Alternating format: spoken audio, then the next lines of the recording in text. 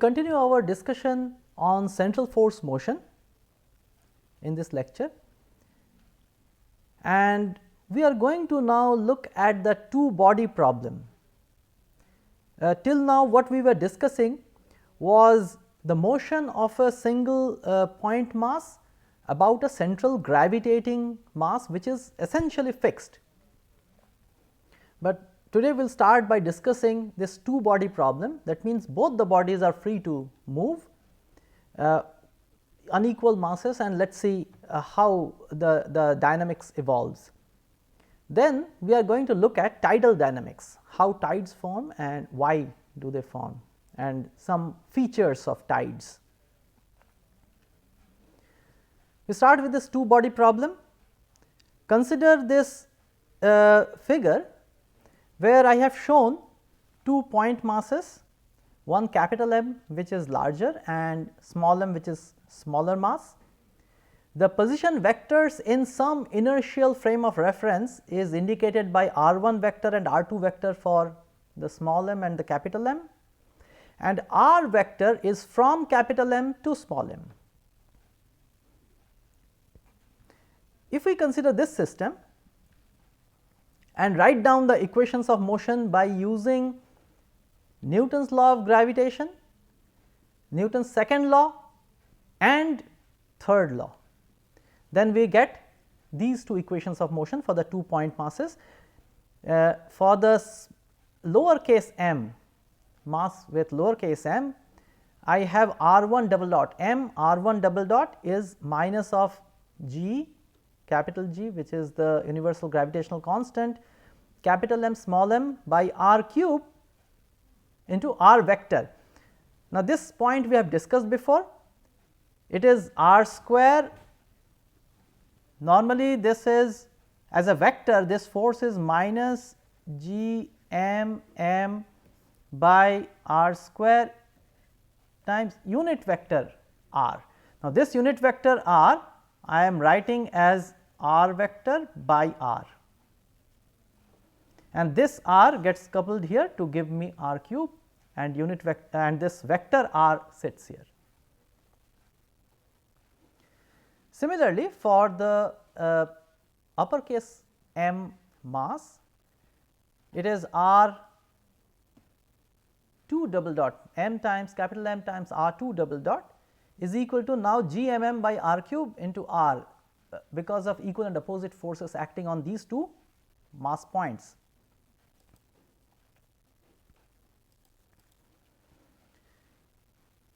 Now, if I divide the first equation by lowercase m, second equation by uppercase m and subtract. If I subtract, why am I subtracting? Because I want to know the dynamics in terms of this r vector. Therefore, I get r1 double dot minus r2 double dot is equal to minus gmm by r cube, and then within brackets 1 over small m plus 1 over capital M times r vector. This is straightforward algebra. Therefore, I can now recast this equation. I can recast this equation in this form, where I define mu. From here I get the definition of mu, which is small m times capital M by small m plus capital M. This is known as reduced mass. Therefore, our equation of motion is now reduced mass times r double dot, this r is this vector, reduced mass times r double dot is minus g m m by r cube into r vector. Thus, now we have an equation of motion which is in terms of r, the r vector.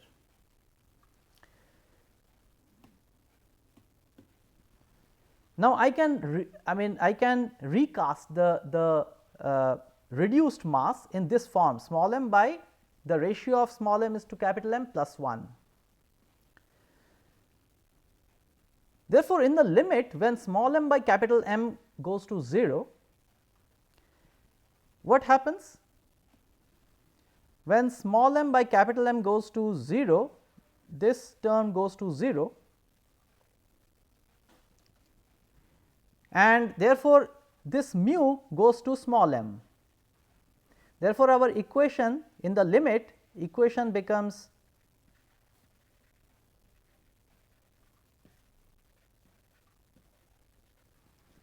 which is the same equation which we have solved. And what have we done by taking this limit? We have said that the capital M mass actually goes to infinity, or there is hardly any motion. In other words, there is hardly any motion of the greater mass, the capital M mass. Therefore, we get back what we were discussing under central force. This is two body problem, and it reverts back to the central force motion problem in the limit small m by capital M goes to 0. And this point we had discussed right at the beginning when we started discussing central force motion. We were representing in this analysis, we were representing the whole dynamics in terms of an inertial frame which is located somewhere, its origin is somewhere. We can also recast this dynamics in terms of the center of mass frame of this system of two bodies. Let us look at the center of mass frame formulation. This is the standard equation which I just now wrote for the two masses small m and capital M.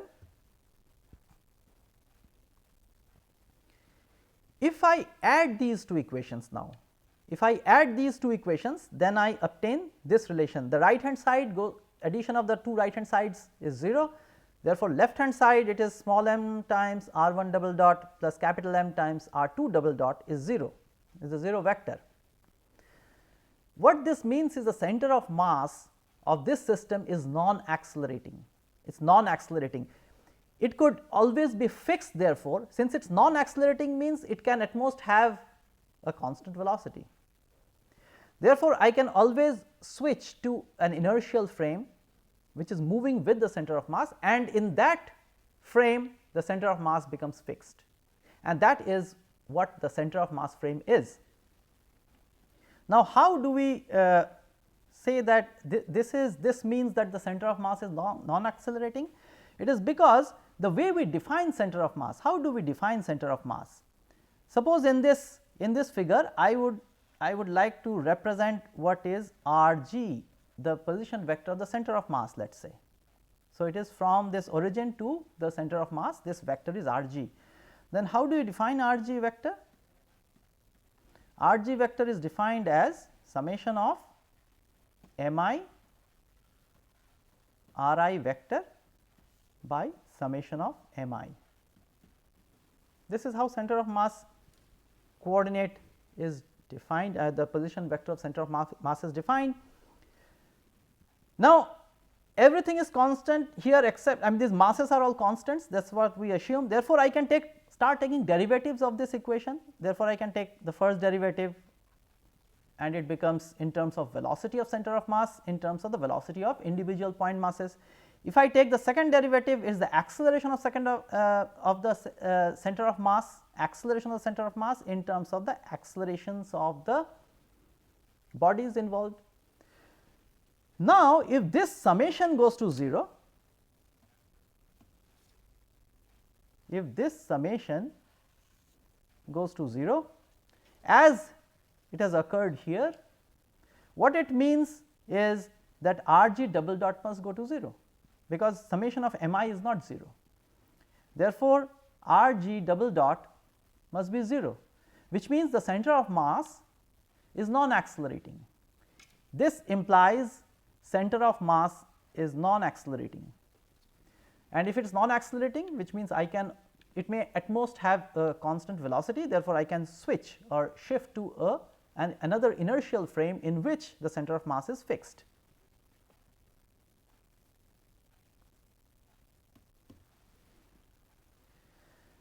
Now, I use two vectors eta. What are these vectors eta? I define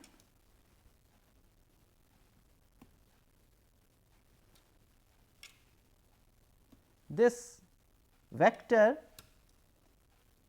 eta 1 and eta 2 as vectors starting from the center of mass G of the system and going to the individual masses. Therefore, eta 1 is from G to small mass and eta 2 is the vector from G to capital M.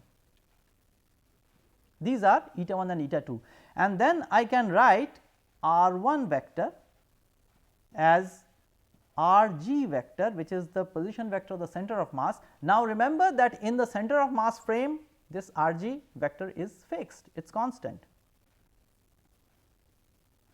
and this plus eta 1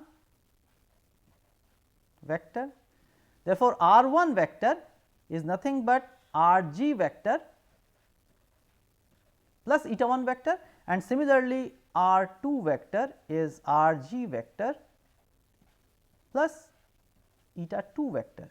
And if I start differentiating, taking time derivative, this would imply r 1 dot is equal to eta 1 dot and r 2 dot is equals to eta 2 vector dot. Why? Because r g we have shifted ourselves to a frame in which the center of mass is fixed. Therefore, r g is a constant vector, and hence r 1 dot is eta 1 dot, r 2 dot is eta 2 dot, and therefore, double dots are also the same. So, r 1 double dot is eta 1 double dot, r 2 double dot is eta 2 double dot, and that is what I have used in this step.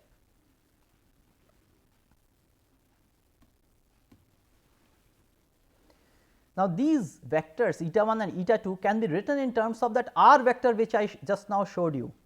Just a moment ago I had showed you this vector r. This r is from capital M to small m, and I can write eta 1 vector as eta 1 magnitude times unit vector r, while eta 2, which is opposite, it starts from G and goes opposite to r vector to capital M. Therefore, eta 2 vector is magnitude times unit vector r in the opposite direction minus. That is how this negative sign comes about.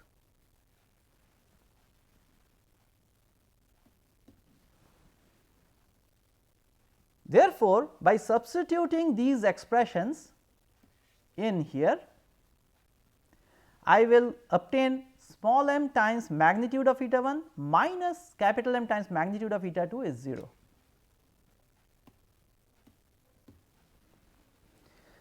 And now, I use these things in my equation of motion.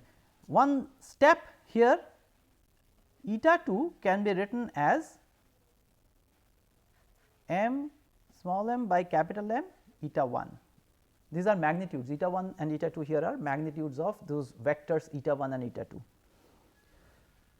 Okay.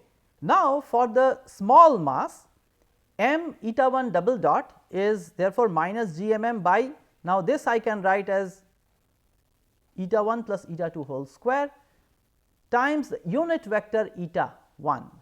This is unit vector eta 1. This is the total distance between small m and capital M, because eta 1 and eta 2 are magnitudes, remember, and eta 2 now I will replace with this expression and I will pull out eta 1. I will pull out eta 1, then what do I get? I get 1 plus small m by capital M whole square, and here I will get eta 1 cube. This is just by substituting this expression eta 2 in this bracketed quantity. If you substitute and simplify, this is what you will get. In a similar manner, you can simplify the second equation of motion for the capital M mass. Eta 2 double dot is minus g m, and this is small m by capital M divided by 1 plus small m by capital M whole square, and eta 2 vector by eta 2 magnitude cube. And you should note the similarity in dynamics of the two systems. And here now what we have done is we have been able to represent these two individual mass dynamics of these 2 point masses absolutely independent of one another. Now, we can again ask the question, what happens if small m by capital M tends to 0? You will find that the first equation,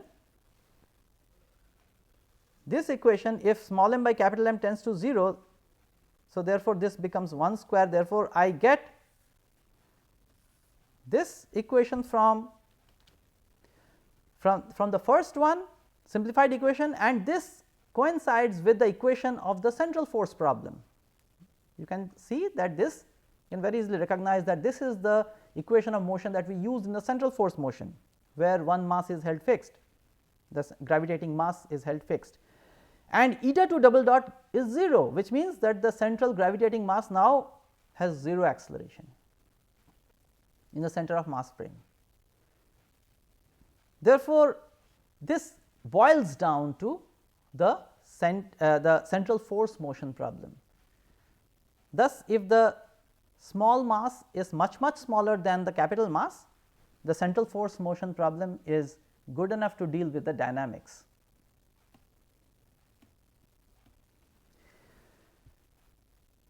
So much for central force motion problem. Let us now move to tidal dynamics. What are tides? Those who live or have visited the ocean shore, or you have seen the seashore for a considerable period of time, you will note that there is periodic rise and fall of the water level. This periodic rising and falling of the water level, ocean water level, at a particular location near the sea is known as tide. And another effect that you might see in many places is advancing or receding shoreline. The sea seems to recede at some point of time, and again it comes back at some other point of time. So, this advancing and receding coastline is an effect of tides. And near the mouth of the rivers, where the river meets the sea or the ocean, you will find that the water level in the river also rises during high tides, and it falls at low tides. And you might have noticed that boats and ships do not want to sail out when it is low tide, because they might get stuck. Okay. Now, why do we have tides? We have tides essentially because of the gravitational attraction of the sun and the moon, and this is what we are going to now analyze. Now, to analyze this problem, this is essentially a very complex problem, but we are going to simplify the problem by making some assumptions.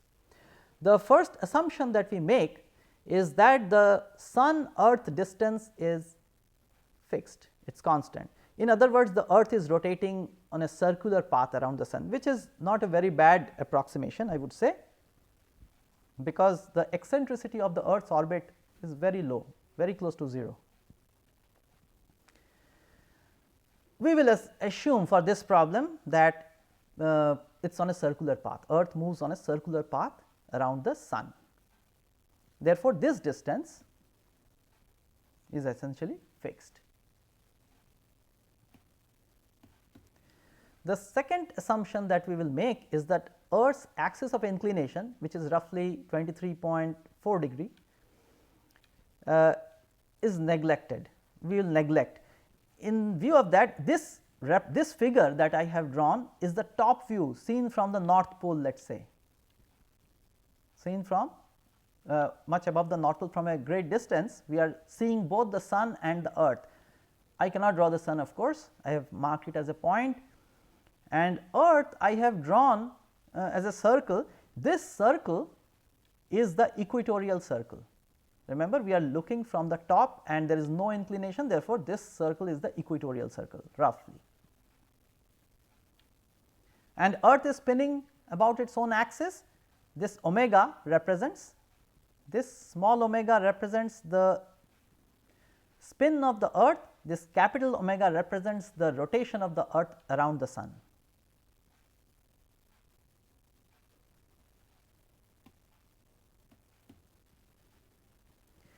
Let us have some feeling of the numbers which are involved in this calculation, though we are not going to do any numerical calculation, but you must have some idea of what the numbers look like. The radius of the earth is roughly 6,400 kilometer, which translates to 6.4 × 10⁻⁶ meter. The sun earth distance is 150 million kilometers, which is 1.5 × 10⁻11 meter. Mass of the sun is 2 × 10⁻30 kilogram, and omega, the spin speed of the earth, which we have calculated even before, is 7.27 × 10⁻⁻5 radian per second. That is the spin speed of the earth.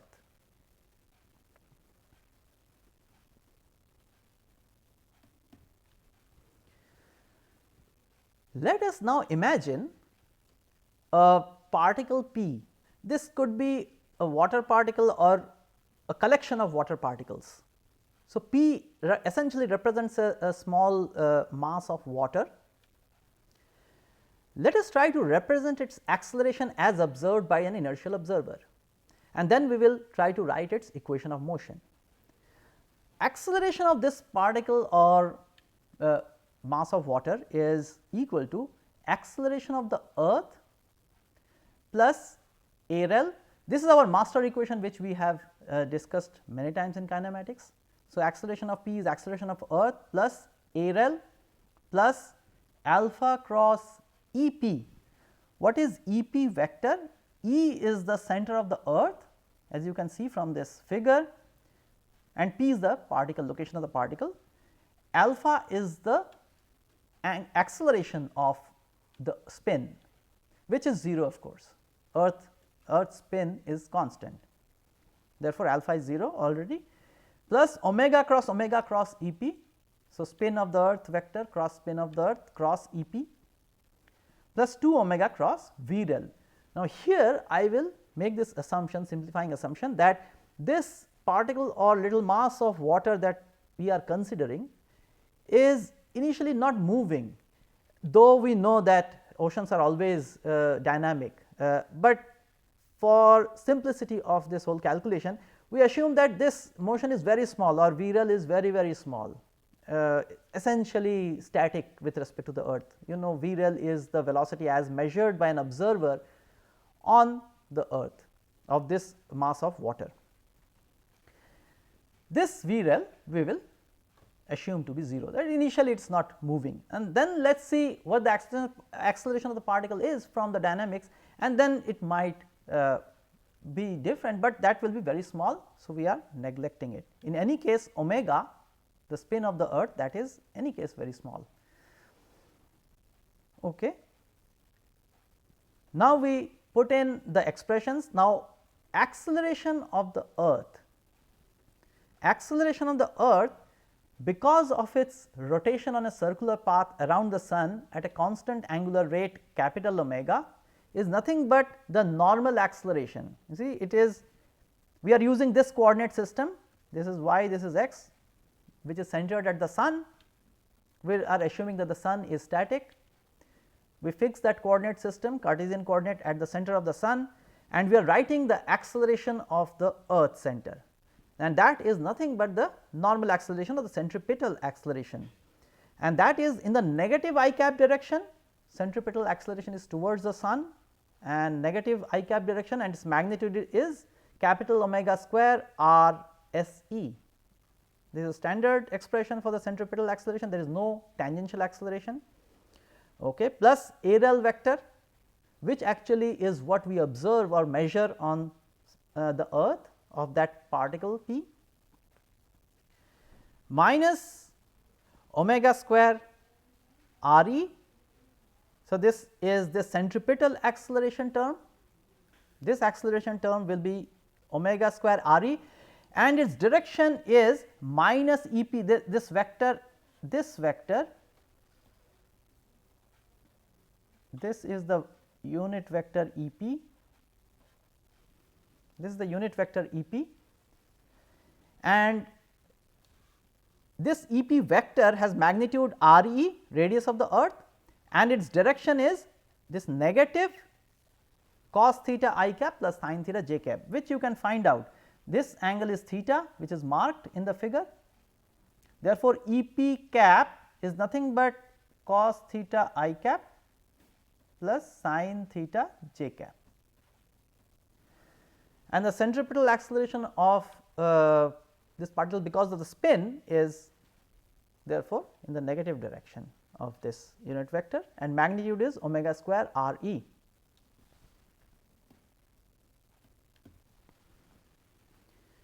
Now, we are going to write the equation of motion for this particle p. Mass times acceleration, inertial acceleration of the particle must be equal to the net force acting on the particle. What are the forces acting on the particle? The first one is the weight, which is in the minus mg n cap. Again, this n cap is nothing but E p cap. This n cap is nothing but E p cap, unit vector in E p direction. So, minus E p cap is the direction of gravitational force and magnitude is mg. So, mg times minus n cap or E p cap. So, minus mg n cap. The second force that is acting is because of the sun, and for this I have written the Newton's law of gravitation. Now, this force will act in the direction of S p. What is S p? This is the vector S p, that is the vector S p, and I have used that to write down the gravitational attraction on the particle due to the sun. Thus, this is our equation of motion. Now, we are going to express these quantities. I am going to plug in the value of acceleration of p and separate out mass times acceleration, relative acceleration. Why this? Because on the right hand side whatever goes is the force as felt by that particle or the quantity of water being on the earth. So, mass times ARL, this dynamics is going to govern the dynamics as observed by an observer on the earth, which is a non-inertial frame here. Therefore, the acceleration of the particle as measured by an observer on the earth will be ARL, and mass times ARL must be the forces then acting on the particle. And when you plug in all these values, what you will observe, this is pure algebra, you will get whatever I have written on the right hand side. This term, all these terms come after you have plugged in these expressions. Therefore, this mg n cap, you have n cap, and you have terms from here, because I have written mass times ARL. So, this and these things therefore go to the other side and they contribute. For example, this term comes from here.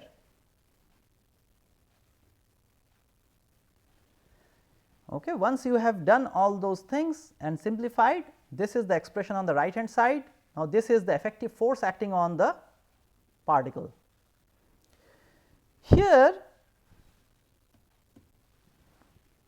this expression is roughly equal to g. Remember, omega is 10 to the power minus 5, spin of the earth is 10 to the power minus 5, and spin square is 10 to the power minus 10, and then radius of the earth is 10 to the power 6. Roughly this will be 10 to the power minus 3 minus 2, something like this if you multiply. And so, that is there is a correction. Now, if you want to do an exact analysis, you can retain this, or you can take this as g for simplicity. This term, last term, mass times omega around the sun, the omega of the earth around the sun square into r s e. Now, that this expression I can write in terms of, by equating the centripetal acceleration of the earth. This is the centripetal mass times centripetal acceleration. This is basically mass times acceleration of the earth is equal to the gravitational attraction because of the sun on the earth. This simplifies to this expression. Therefore, I get capital omega square RSE in terms of universal gravitational constant, mass of the sun and sun earth distance. Therefore, I can replace this term, and that is what I am going to do next. Here I have done that and rewritten that equation of motion. Now, SP, the sun particle vector, this sun particle vector, this vector is nothing but sun earth vector plus earth particle vector, and that is what I have used to represent this. The magnitude turns out to be this,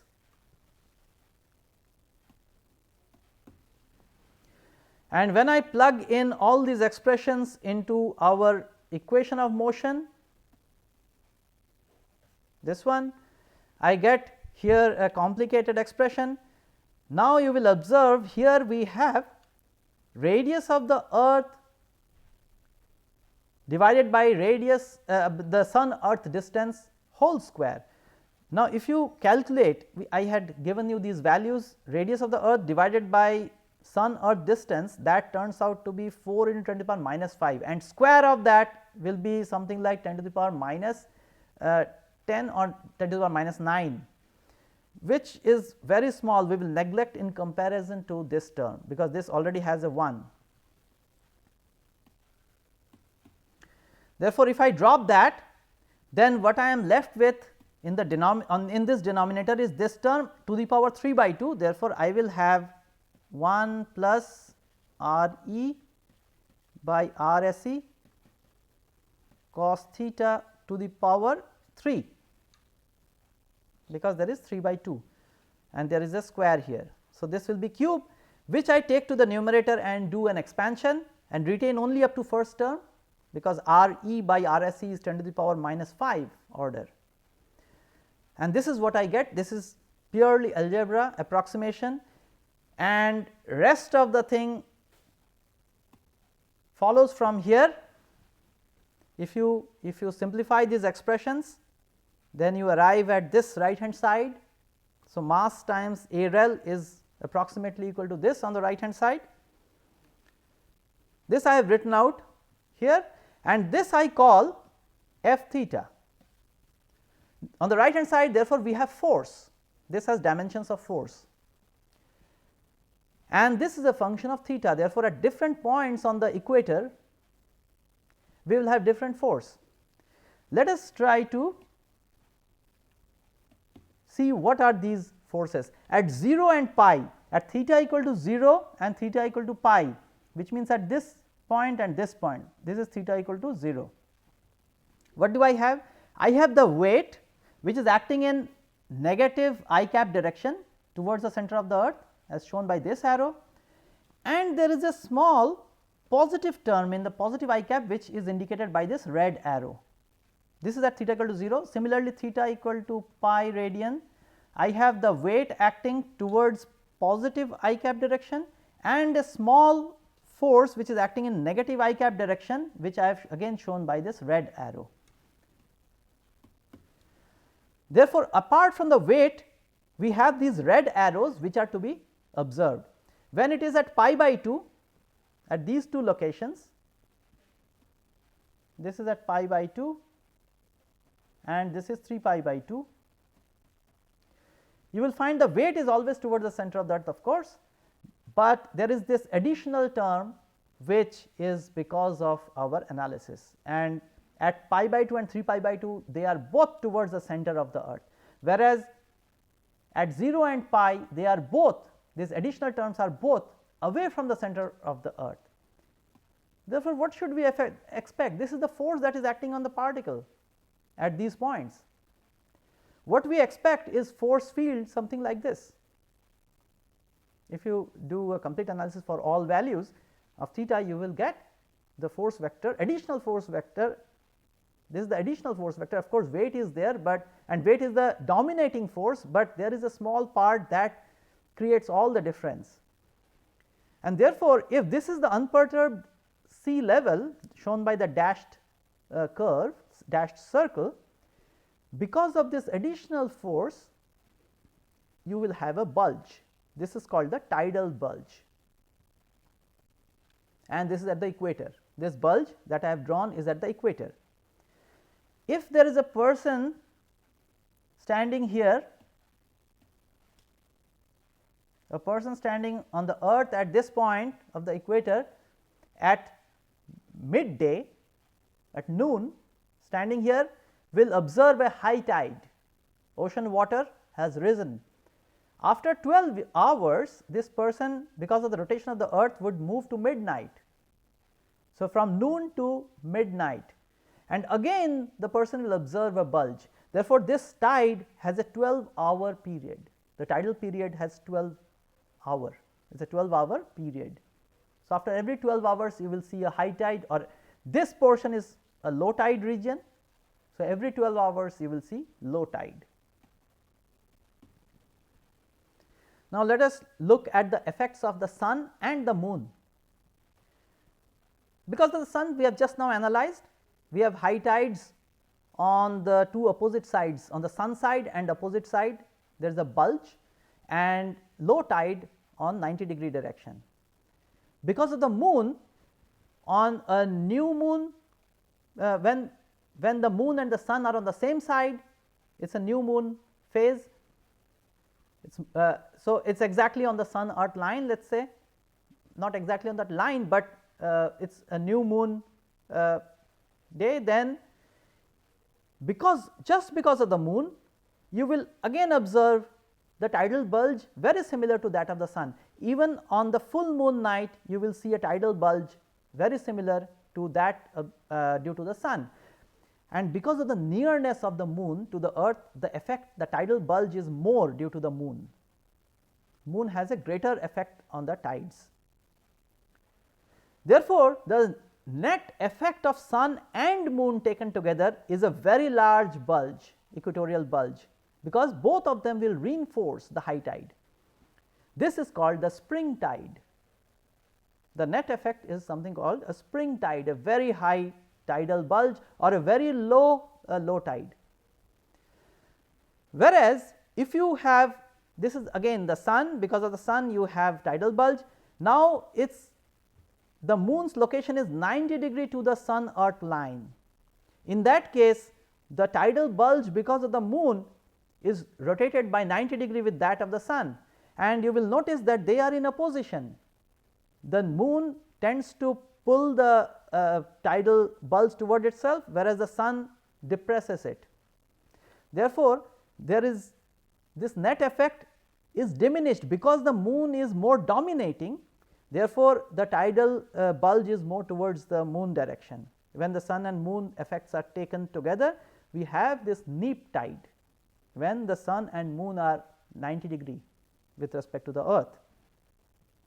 So, this is all about tidal dynamics. So, in this lecture we have looked at the two body problem and tidal dynamics. So, with that I will close this lecture.